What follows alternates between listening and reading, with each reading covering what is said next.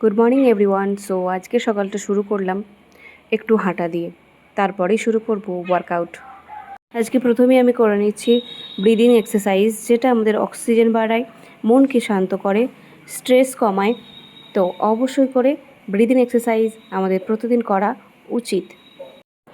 Next exercise cat cow stretch, back pain কমায়, মেরুদণ্ড flexible করে। নেক্সট ওয়াল সিট, লোয়ার বডিকে শক্ত করে, পেলভিক ফ্লোর মজবুত করে।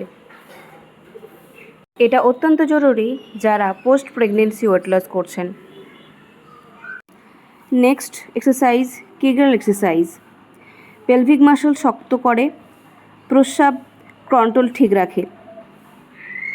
পোস্ট প্রেগনেন্সির জন্য সেরা 4টি এক্সারসাইজ আপনাদের দেখিয়ে দিলাম।